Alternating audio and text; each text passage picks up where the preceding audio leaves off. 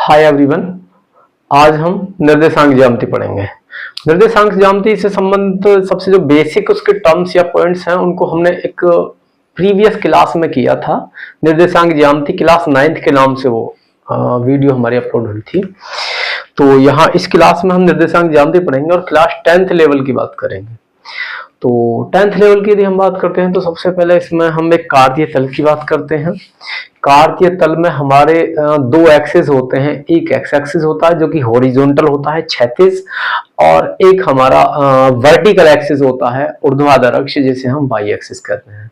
तो x axis और Y axis कार्तीय तल में किसी एक बिंदु पर प्रतिच्छेद करते हैं जिसका नाम होता है मूल बिंदु ओरिजिन, और इसके कोऑर्डिनेट्स होते हैं 0,0। तो हम कार्तीय तल की यहाँ पर बात करें तो इस प्रकार से कार्तीय तल में हमारे दो एक्सिस होते हैं। एक होता है एक्स एक्सिस, नाम रखते हैं हम उसका एक्स एक्स डैश, और एक होता है हमारा वाई एक्सिस, उसका नाम होता है वाई वाई डैश। दोनों बिंदु सिर्फ एक बिंदु पर, दोनों एक्सिस एक बिंदु पर प्रतिच्छेद करते हैं जिसका नाम होता है मूल बिंदु ओरिजिन, और उसके कोऑर्डिनेट्स होते हैं 0,0। दोनों एक्सिस कार्तीय तल को 4 भागों में बांटते हैं जिनका नाम होता है क्वाड्रेंट्स। उन्हें कहा जाता है first quadrant, second quadrant, third quadrant और फोर्थ क्वाड्रेंट। ओरिजिन के राइट साइड में एक्स की पॉजिटिव वैल्यूज होती हैं और ओरिजिन के लेफ्ट साइड में एक्स की नेगेटिव वैल्यूज होती हैं। ओरिजिन के ऊपर यदि हम बात करते हैं तो y की पॉजिटिव वैल्यूज होती हैं और इसके नीचे y की नेगेटिव वैल्यूज होती हैं। इस प्रकार से यदि मैं x एक्सिस की बात करूं तो x एक्सिस पर सभी जगह y की वैल्यू 0 होती है, इसलिए x एक्सिस का इक्वेशन होता है y इक्वल्स 0, और y एक्सिस पर सभी जगह x की वैल्यू 0 होती है, इसलिए इसका इक्वेशन होता है x इक्वल्स 0। यहां से हम बात करते हैं किसी भी पॉइंट के जो ऑर्डिनेट्स होंगे। जैसे सपोज करो मैं इस पॉइंट की बात करता हूं, मैंने एक पॉइंट लिया है, सपोज किया मैंने वो पॉइंट लिया है ये वाला, सपोज कीजिए ये पॉइंट है इसकी, और मैं इसके ऑर्डिनेट्स की बात करता हूं तो वो क्या है, x, y जैसे हैं, x, y फर्स्ट और सेकंड। इस फर्स्ट को हम बोलते हैं एब्सिसा और इसे सेकंड को बोलते हैं हम ऑर्डिनेट। एब्सिसा को हिंदी में कहते हैं हम भुज और ऑर्डिनेट को कहते हैं हम कोटि। तो किसी भी पॉइंट्स के जो ऑर्डिनेट हम रिप्रेजेंट करेंगे तो फर्स्ट वैल्यू हमारी x की होती है जिसे हम एब्सिसा या भुज कह सकते हैं, और सेकंड जो हमारी वैल्यू होती है किसी कोऑर्डिनेट की तो उसे हम कहते हैं ऑर्डिनेट और उसे हम कह सकते हैं कोटि। अब जैसे यहाँ पर इस पॉइंट की हम बात करते हैं तो ये पॉइंट यदि हम ऐसे देखें तो यहाँ पर x की वैल्यू कितनी है, 2 है, और y की वैल्यू कितनी है यहाँ पर 3।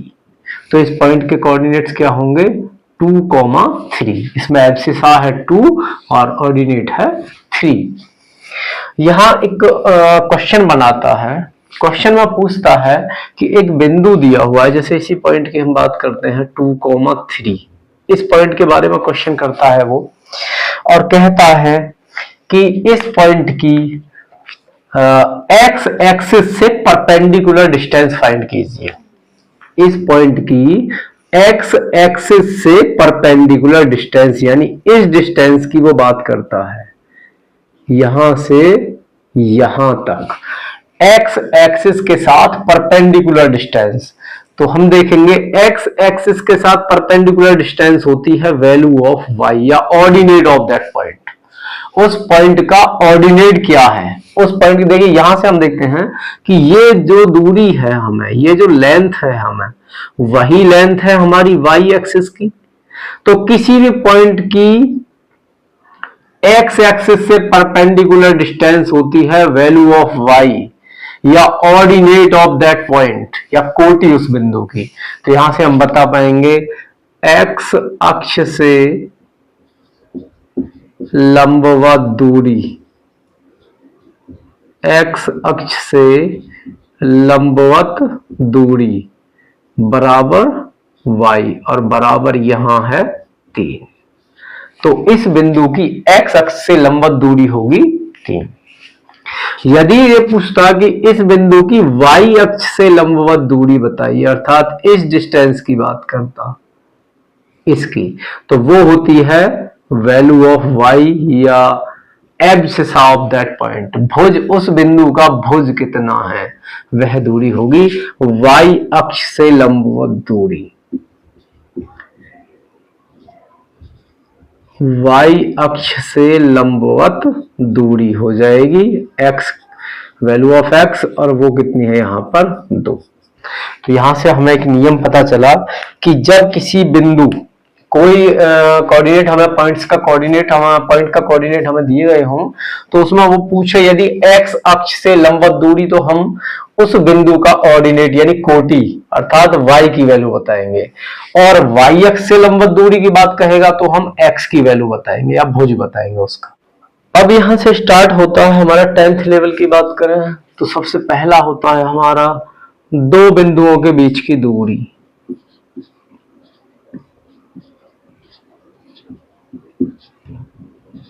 दो बिंदुओं के बीच की दूरी,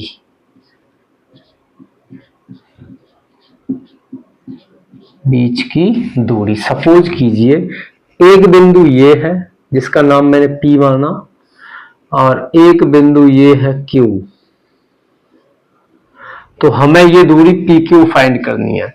अब यदि P के कोऑर्डिनेट्स वो उसने दिए हैं x1, y1 और Q के कोऑर्डिनेट्स दिए हैं x2, y2, तो बिंदुओं P और Q के बीच की दूरी जिसकी लंबाई होगी PQ बराबर क्या है, वो होता है डिफरेंस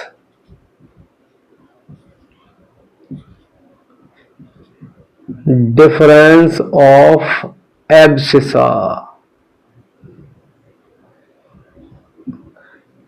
डिफरेंस ऑफ एब्सिसा का square plus difference of abscissas and difference of ordinates का स्क्वायर।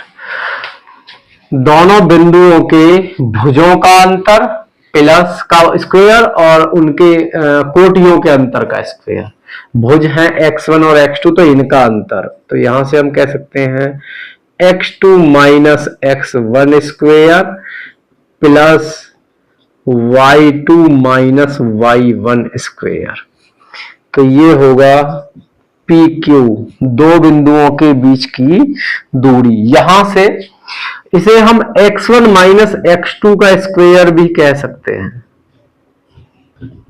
प्लस ऐसे यहां पर भी इसे हम y1 माइनस y2 का स्क्वायर कह सकते हैं, क्योंकि यदि x1 माइनस x2 का स्क्वायर किया जाए या x2 माइनस x1 का स्क्वायर किया जाए तो स्क्वायर हुआ है, यदि हमारी वैल्यू नेगेटिव भी आएगी तो स्क्वायर करने पर वो पॉजिटिव हो जाएगी। तो हम इनमें से कोई भी एक फॉर्मूला यूज कर सकते हैं। यहां से हम डिस्टेंस फॉर्मूला हमें फाइंड हुआ, हम किन्हीं भी दो बिंदुओं के बीच की दूरी फाइंड कर पाएंगे यदि उनके कोऑर्डिनेट्स हमें दिए गए हैं। इस दूरी के सूत्र का प्रयोग करके हम कई सारे प्रश्न आते हैं हमारे जिन्हें हम सॉल्व करते हैं। तो दो बिंदुओं के बीच की दूरी PQ बराबर होता है, एक फॉर्मूला है हमारे पास, root x2 minus x1 square plus y2 minus y1 square, जहां x1 y1 बिंदु P के कोऑर्डिनेट्स रहे होंगे और x2, y2 बिंदु Q के कोऑर्डिनेट्स रहे होंगे। तो यहां से वो 3-4 पॉइंट्स प्रूव करने के लिए कहता है क्वेश्चन में, वो कहता है कि पहला क्वेश्चन यहां से बनाता है कि हमें 4 पॉइंट्स कोऑर्डिनेट्स ऑफ 4 वर्टिसेस हमें देता है, किसी क्वाड्रिलेटरल के चारों वर्टिसेस हमें देगा। जैसे पहला रहा होगा x1 y1, दूसरा होगा x2 y2, तीसरा होगा x3 y3, और चौथा होगा x4, y4। बिंदु रहे होंगे ए, बी, सी और डी। ये चार बिंदु कहेगा वो कोई भी क्वाड्रिलेटरल हमें दे सकता है, कुछ भी जिसके कोऑर्डिनेट्स रहे होंगे, वर्टिसेस होंगे ए, बी, सी, डी। तो वो प्रूव कराता है यहां से कि प्रूव कीजिए, prove that the quadrilateral A B C D is a square. Suppose कीजिए वो क्या प्रूव कराता है, स्क्वायर अर्थात वर्ग हमसे सिद्ध कराए। तो हम क्या सिद्ध करेंगे? सेकंड, यदि रोम्बस कह देता है तो हम क्या प्रूव करेंगे? रोम्बस कहते हैं हम समचतुर्भुज। समचतुर्भुज को फर्स्ट पार्ट ये कह सकता है, रोम्बस कह सकता है। थर्ड हमारा रेक्टेंगल कह सकता है।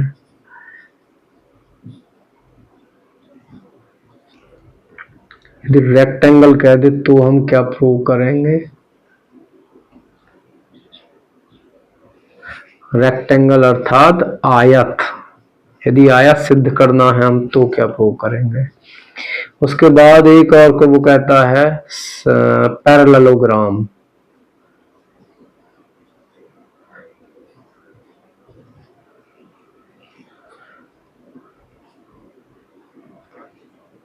इसे हम कहते हैं समांतर चतुर्भुज।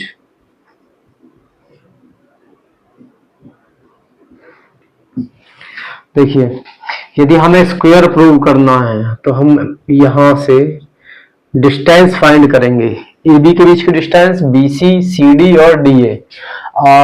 इन डिस्टेंसों को हम फाइंड करेंगे तो हम बताएंगे ए बी बराबर बी सी बराबर सी ए सी डी और बराबर ए डी। ये चारों भुजाएं, यदि स्क्वायर की बात करते हैं तो स्क्वायर की 4 साइड्स हमारी इक्वल होती हैं, तथा ये जो हमारे डायगोनल्स होते हैं ए सी और बी डी वो भी इसके लिए इक्वल होते हैं। तो हम बता देंगे ए सी बराबर बी डी। ये कंडीशन हम प्रूव करने वाले हैं।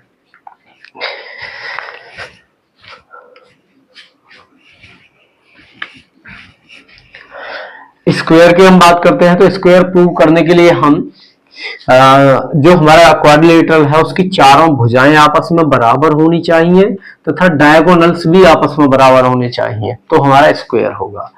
अब यदि हम रोम्बस की बात करते हैं समचतुर्भुज की, तो समचतुर्भुज की चारों भुजाएं बराबर होती हैं, ए बी बराबर बी सी बराबर सी डी बराबर डी ए, लेकिन उसके जो डायगोनल्स हैं वो हमारे इक्वल नहीं होते।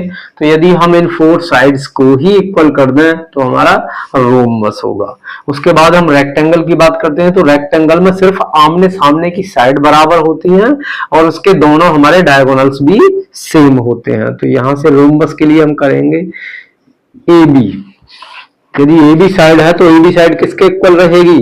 रेक्टेंगल के लिए, तो वो इक्वल होगी सी डी के या डी सी के। तो ए बी बराबर सी डी होगा।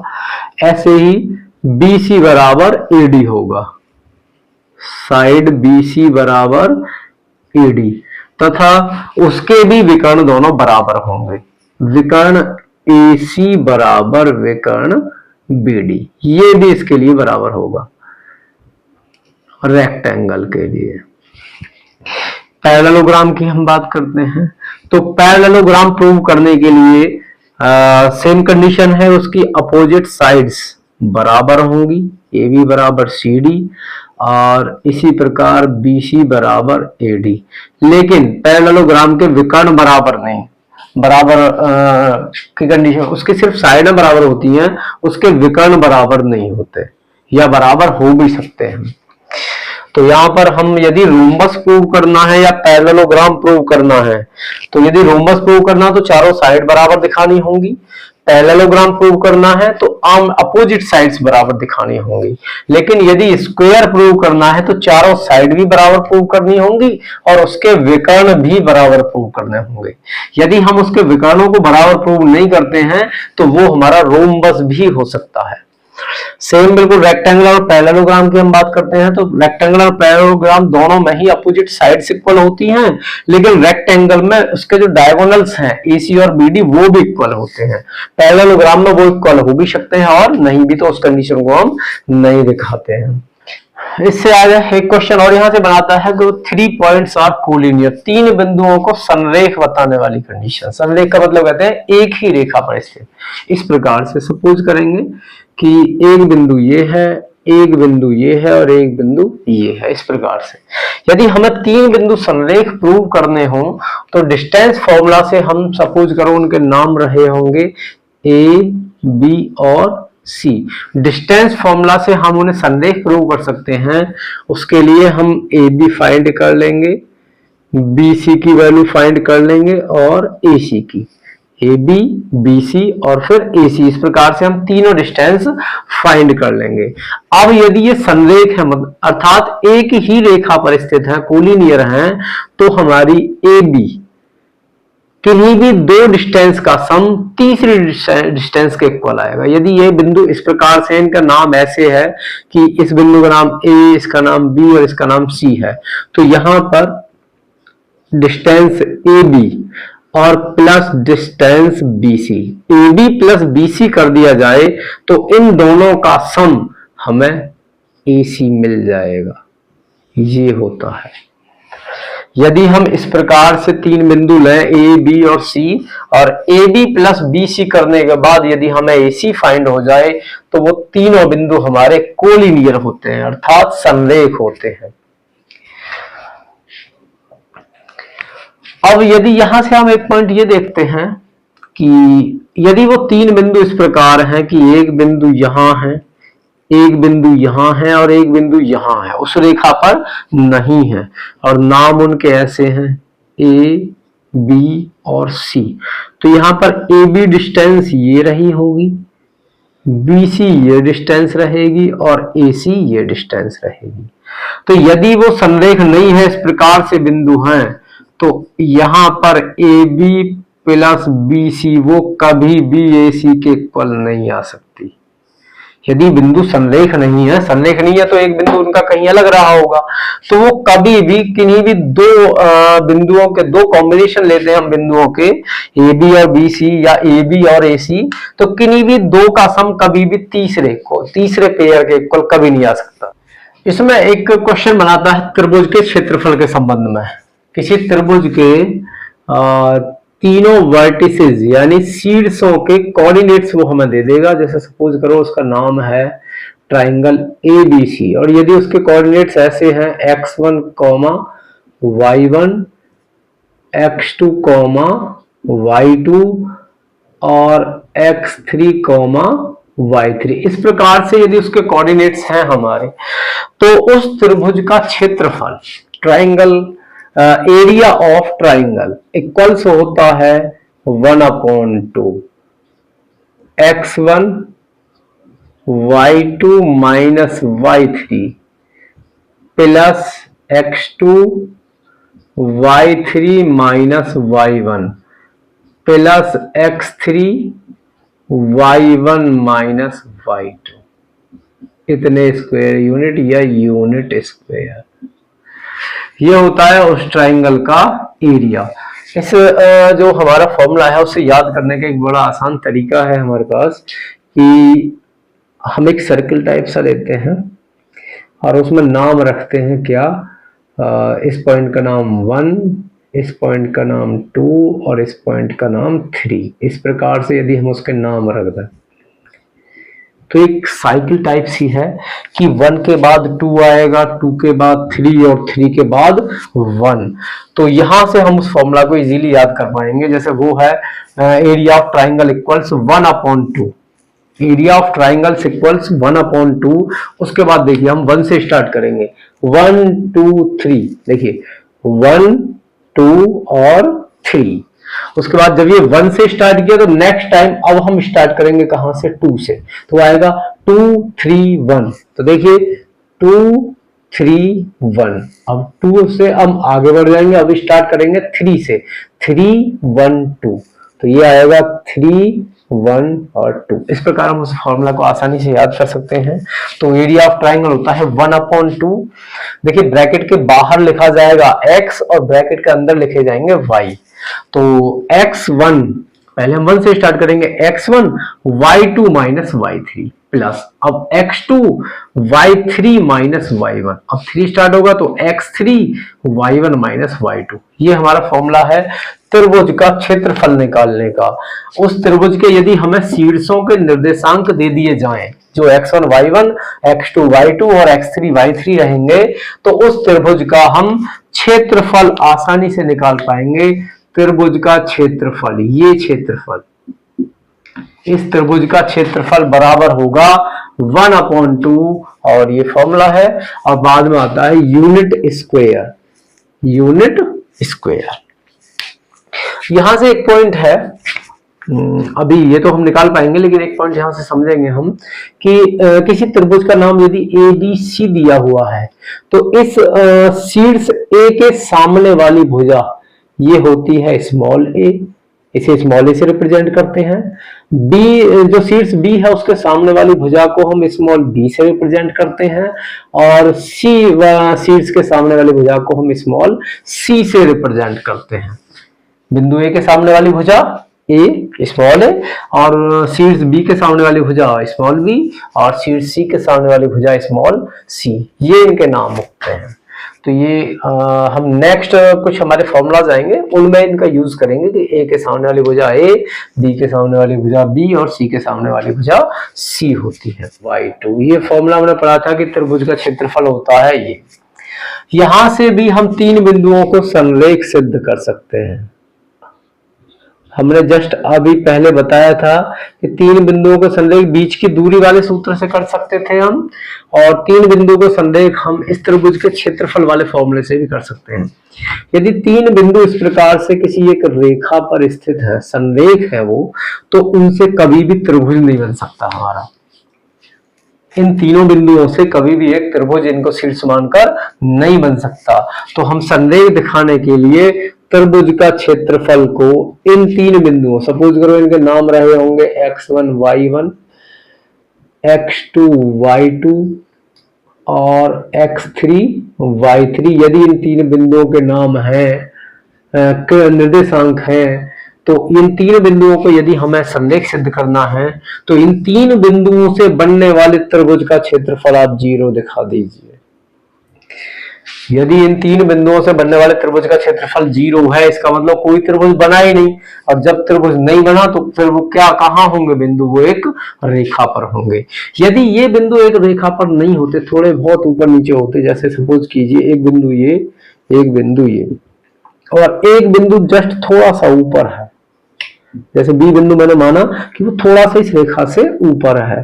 तो अब इन 3 बिंदुओं को संरेख यदि सिद्ध करना है तो अब देखिए, यहां यदि ये थोड़ा सा भी ऊपर है तो एक ये त्रिभुज बन गया, एक त्रिभुज बना, और जब त्रिभुज बना है तो उसका क्षेत्रफल कुछ आया होगा, वो कभी भी 0 नहीं हो सकता है। यहां पर इस त्रिभुज का क्षेत्रफल कभी भी 0 नहीं हो सकता। जैसे ये बिंदु या तो यहां रहेगा तो भी त्रिभुज का कुछ क्षेत्रफल आएगा, ये वाला एरिया, कुछ एरिया है इसका, तो इसका मतलब ये कभी भी 0 नहीं होगा इसका क्षेत्रफल, जब वो संरेख नहीं है। अब यदि वो बिंदु, सपोज कीजिए बीच वाला बिंदु ऊपर नहीं है, वो लास्ट वाला अलग है। सपोज करो ऐसा है कि एक बिंदु ये, एक बिंदु ये, और मैंने माना कि तीसरा बिंदु सपोज कीजिए यहां है। तो अब यदि मैं इस बिंदु को यहां ऐसे मिलाता हूं, इसका नाम A, B और इसका नाम C, तो फिर तीसरा बिंदु यहां मिलाया जाएगा, तब ये एक त्रिभुज बनेगा, और जब ये त्रिभुज बनेगा तो फिर इसका भी कुछ क्षेत्रफल आएगा। अर्थात यहां से भी डेल त्रिभुज का क्षेत्रफल कभी 0 नहीं आ सकता। तो यहां से हमें निष्कर्ष मिला कि यदि 3 बिंदु संरेख होंगे, एक ही रेखा पर स्थित होंगे, तो उनका क्षेत्रफल 0 आएगा। यदि वो संरेख नहीं होंगे तो वो एक त्रिभुज बनाएंगे, और त्रिभुज का कुछ एरिया तो जरूर आएगा, चाहे वो बहुत सूक्ष्म राशि मिले हमें, लेकिन एरिया होगा जरूर। जीरो नहीं हो सकता कभी भी वो। तो तीन बिंदुओं को संरेख हम इस फॉर्मूला से भी कर सकते हैं कि उन तीन बिंदुओं से बनने वाले त्रिभुज के क्षेत्रफल को आप जीरो दिखा दीजिए। यदि क्षेत्रफल जीरो है तो तीनों बिंदु संरेख है, और यदि क्षेत्रफल जीरो नहीं है त्रिभुज का तो वो संरेख नहीं है। इससे आगे है विभाजन सूत्र, सेक्शन फॉर्मूला। यदि दो बिंदु से बनकर मिलाकर एक रेखा बनी हुई है, सपोज कीजिए एक बिंदु ए है, दूसरा बिंदु बी है, इसके कोऑर्डिनेट यदि x1 y1 है और बी बिंदु के कोऑर्डिनेट यदि x2 y2 है, तो बिंदु ए और बी को मिलाने वाली रेखा को सपोज करो कोई p बिंदु है जो दो अनुपात में विभाजित करता है, m और n अनुपात में। तो ये बीच रेखा के बीच में कोई बिंदु है, तो इसे हम कहते हैं अंतः विभाजन। इसे हम कहते हैं अंतः विभाजन। तो अंतः विभाजन है हमारा यहाँ पर ए और बी रेखा, ए बी रेखा का, और जो m रेशो n में है। तो इस p बिंदु के निर्देशांक, बिंदु p के निर्देशांक होंगे, बिंदु P के निर्देशांक, अर्थात रेखा AB को m अनुपात n में विभाजित करने वाले बिंदु के निर्देशांक।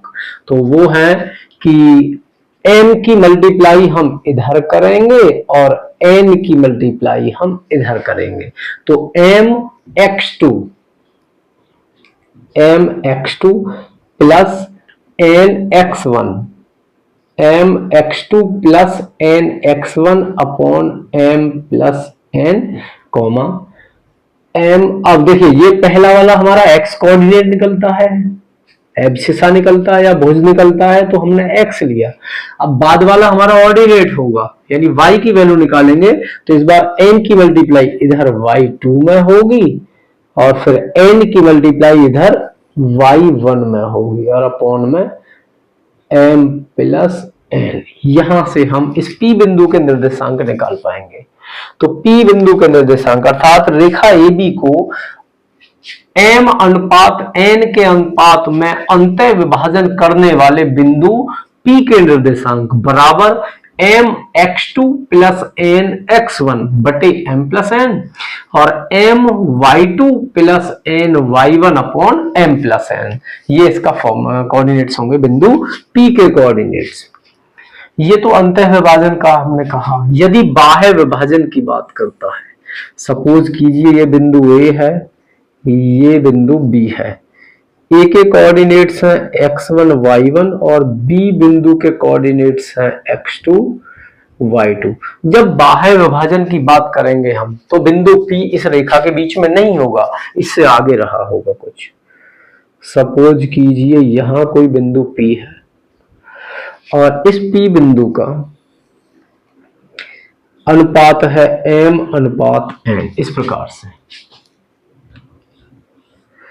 इस P बिंदु का अब हम अनुपात की बात करते हैं, तो अब वो वैसे इस प्रकार से देखा जाएगा। P बिंदु की A और P बिंदु की B से जो दूरियां हैं उनका अनुपात यदि m अनुपात n है, तो इस P के कोऑर्डिनेट बिंदु P के निर्देशांक होंगे अब यहां पर माइनस हो जाएगा बस।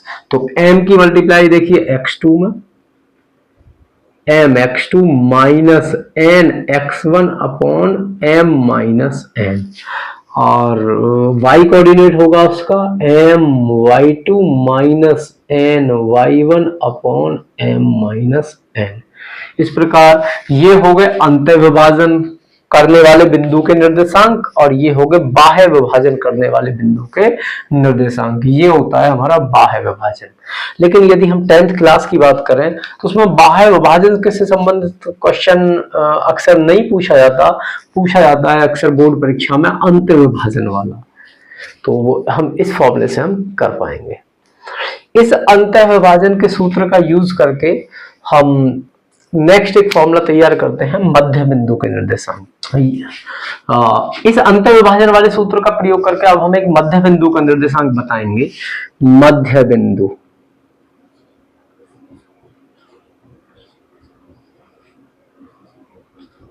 के निर्देशांक रेखा ए बी है, रेखा ए बी, निर्देशांक वही है x1 y1 और x2 y2। तो अब इस रेखा ए बी के मध्य बिंदु के निर्देशांक की हम बात करते हैं। यदि इसका मध्य बिंदु को मैंने P माना, तो इस मध्य बिंदु P के निर्देशांक हम कैसे फाइंड करेंगे? देखिए ये बिंदु P जब इसका मध्य बिंदु है, रेखा ए बी का मध्य बिंदु है, तो यहां पर ये जो अनुपात होंगे वो समान होंगे। यहां पर सपोज करो ये अनुपात m है और ये अनुपात n है, तो मध्य बिंदु है तो इधर ये दूरी और ये दूरी समान है, तो दोनों अनुपात हमारे समान होंगे। तो यहां से हमें मिलेगा m बराबर n।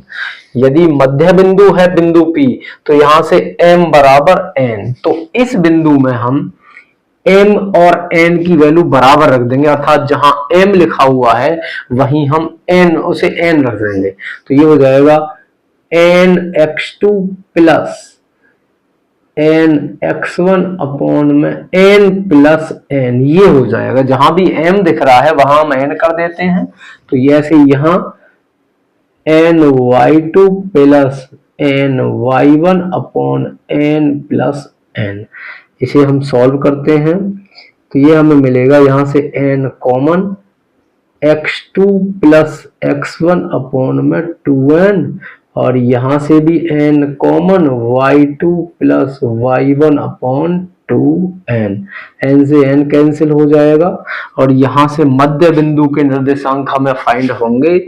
मध्य बिंदु के निर्देशांक x2 प्लस x1 अपॉन 2, या उसकी जगह हम कर सकते हैं x2 प्लस x1 है तो उसे हम x1 प्लस x2 अपॉन 2, और ऐसे ही y1 प्लस y2 अपॉन 2। यहां से हम उसके मध्य बिंदु के निर्देशांक प्राप्त कर पाएंगे।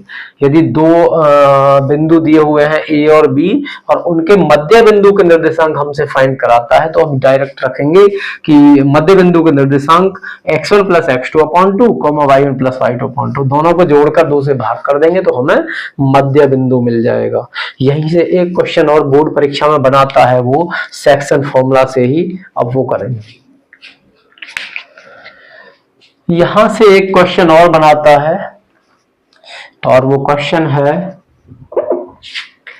कि कोई रेखा दी हुई है, सपोज करेंगे कि उसका नाम ए बी है, रेखा ए बी, और उनके निर्देशांक हैं x1 y1 और x2 y2। एक रेखा है ए बी और उसके निर्देशांक x1 y1 और x2 y2 हैं। तो यहां से वो एक बार वो कहता है कि रेखा ए बी को ट्राइसेक्ट करने वाले बिंदुओं के निर्देशांक, अर्थात ट्राइसेक्ट का मतलब है 3 भागों में बांटने वाले बिंदुओं के निर्देशांक बताइए। इस प्रकार वो क्वेश्चन पूछता है। तो ट्राइसेक्ट करने का मतलब है कि इसमें बीच में 2 बिंदु रहे होंगे, एक बिंदु सपोज कीजिए P है और दूसरा बिंदु सपोज कीजिए Q है। तो यहां से हमें इन P और Q 2 बिंदुओं के निर्देशांक फाइंड करने हैं। उन्हें फाइंड करने के लिए जब इसने कहा है कि ट्राइसेक्ट, तो ट्राइसेक्ट का मतलब है ये तीनों भाग बराबर रहे होंगे, ये 3 बराबर भागों में बांटेगा। तो जब हम P बिंदु के निर्देशांक निकालेंगे तो इस Q बिंदु को थोड़ी देर के लिए इग्नोर करेंगे हम। तो यहां से ये और यहां से यहां तक ये हम रेशो बताएंगे। तो देखिए ये सिंगल पार्ट है और यहां पर इसका डबल हुआ होगा, तो अनुपात होगा 1:2। तो इसे हम 1:2 के अनुपात में लेंगे, तब हम इसे फाइंड करेंगे। तो यहां जब P की वैल्यू फाइंड करेंगे, हम P के निर्देशांक हम फाइंड करेंगे बिंदु P के, तो ये M की जगह पर 1 लेंगे और N की जगह पर 2 रखेंगे। तो वही जो हमारा सेक्शन फॉर्मूला था वो ये था m x2 plus n x1 upon m plus n, और दूसरा था m y2 plus n y1 upon m plus n। ये सेक्शन फॉर्मूला था हमारा। तो उसमें जब P के निर्देशांक फाइंड करेंगे तो हमने देखा कि ये M की वैल्यू 1 है और N की वैल्यू 2 है। इधर एक पार्ट बचा उसका और इधर 2 पार्ट, तो अनुपात होगा 1:2। तो यहां से हम P के कोऑर्डिनेट्स फाइंड कर पाएंगे। और जब हम Q के कोऑर्डिनेट्स की बात करेंगे तो उसके दो मेथड्स हैं कि जब हमने P को फाइंड कर लिया, हमने P के कोऑर्डिनेट्स कुछ फाइंड कर लिए, फॉर एग्जांपल मैंने माना कि ये 4,6 इस प्रकार से कुछ आ गए, तो मेरे पास अब ये कोऑर्डिनेट्स पता है, ये कोऑर्डिनेट्स गिवन है, तो अब बिंदु Q के कोऑर्डिनेट फाइंड करने हैं तो हम सीधा कर सकते हैं कि ये इन दोनों का मध्य बिंदु है। बिंदु Q इस P और B इन दोनों का मध्य बिंदु होगा, एक B पॉइंट का और एक Q पॉइंट का, P पॉइंट का। तो यहां से हम Q के कोऑर्डिनेट्स भी फाइंड कर सकते हैं। कंडीशन यूज करेंगे हम कि बिंदु Q P और B का, इस A को नहीं लेंगे, अब हम P और B का मध्य बिंदु है, यहां से हम इसका फाइंड कर पाएंगे। तो ये इजी मेथड है हमारा। और एक और मेथड से भी हम इसके Q के कोऑर्डिनेट्स फाइंड करते हैं, वो यही है। इस बार हमें जब Q पॉइंट के कोऑर्डिनेट्स फाइंड करने हैं तो Q से इधर, Q पॉइंट से इधर यदि हम यहां से बात करेंगे तो इस बार कितने हैं, इस बार 2 पार्ट हैं और इधर 1 पार्ट है, तो इस बार अनुपात लिया जाएगा 2:1। तो हम इस P पॉइंट को नहीं लेंगे, अब इस P पॉइंट को इग्नोर करेंगे हम। Q पॉइंट्स के कोऑर्डिनेट्स A और B का यूज करके फाइंड करना है, तो अब M के प्लेस पर उसमें हम 2 रख देंगे और N के प्लेस पर 1 रख देंगे, तो हमें Q के कोऑर्डिनेट्स यहां से फाइंड हो जाएंगे। और यदि हम पहले P के कोऑर्डिनेट्स निकाल चुके हैं तो सीधा हम यूज कर पाएंगे कि बिंदु P और बिंदु B का Q मध्य बिंदु है, तो हम मध्य बिंदु वाले फॉर्मूले से भी Q बिंदु के निर्देशांक निकाल लेंगे। जो मध्य बिंदु फॉर्मूला होता है वो है x1 प्लस x2/2 और y1 प्लस y2/2। तो हम क्वेश्चन जो करेंगे वो डायरेक्ट मध्य बिंदु फॉर्मूला से कर लेंगे। यहां से भी हम उसे कर सकते थे, लेकिन हमें इजी पड़ेगा जब हमने P के कोऑर्डिनेट्स फाइंड कर लिए हैं तो हमें इजी पड़ेगा मध्य बिंदु से फाइंड करना, तो हम यहां से फाइंड करते हैं। इसके से संबंधित प्रश्न में बोर्ड परीक्षा में पूछा जाता है। अब इसमें है एक पॉइंट है सेंट्रॉइड ऑफ ए ट्राइंगल, यानी केंद्रक की हम बात करते हैं। किसी त्रिभुज में केंद्रक क्या होता है, तो हम देखिए सपोज करो हमारे पास कोई त्रिभुज है, त्रिभुज का नाम रखा हुआ है सपोज कीजिए ABC। ABC एक हमारे पास ट्राइंगल है जिसके कोऑर्डिनेट्स गिवन है x1 y1, x2 y2 और x3 y3। यदि हमारे पास एक ट्राइंगल है जिसके कोऑर्डिनेट्स गिवन है x1 y1, x2 y2 और x3 y3, तो उसके सेंट्रॉइड यानी केंद्रक की हम बात करते हैं। तो सबसे पहले हम समझेंगे केंद्रक है क्या। तो केंद्रक होता है कि त्रिभुज की माध्यिकाओं, त्रिभुज की तीनों माध्यिकाओं का प्रतिच्छेद बिंदु। अब माध्यिका क्या होता है, माध्यिका होती है कि त्रिभुज के एक शीर्ष से उसके सामने वाली भुजा के मध्य बिंदु को मिला दिया जाए। जैसे ये भुजा BC है तो इसका मध्य बिंदु लगभग यहां रहा होगा, उसे यदि मैं यहां मिला दूं, त्रिभुज की माध्यिका में खींचता हूं तो और मैं इस मध्य बिंदु को यदि A के साथ मिला दूं तो ये एक इसकी माध्यिका होगी, इसका नाम हम रखते हैं AD। ऐसे ही एक माध्यिका B की यहां होगी और इसका मैं बात करता हूं तो AC का मध्य बिंदु कुछ कहीं यहां रहा होगा, उसका नाम होता है E। यदि मैं उसे यहां B से मिला दूं तो ये दूसरी माध्यिका होगी। सेम बिल्कुल, अब AB का मध्य बिंदु कहीं यहां रहा होगा और मैं इस माध्यिका को इसमें से यहां मिला दूं तो ये हमारी 3 माध्यिका खींची गई हैं। इसमें माध्यिकाओं के नाम क्या क्या हैं, AD, BE और CF। ये 3 मीडियंस हैं, हमारी मीडियंस माध्यिका। तीनों मीडियन जिस बिंदु पर एक दूसरे को इंटरसेक्ट करेंगी वही पॉइंट होता है हमारा, ये पॉइंट है, इसे हम कहते हैं सेंट्रॉइड अर्थात केंद्रक। इस बिंदु को कहा जाता है केंद्रक। तो यहाँ पर हम केंद्रक की बात कर रहे हैं। तो केंद्रक क्या होता है?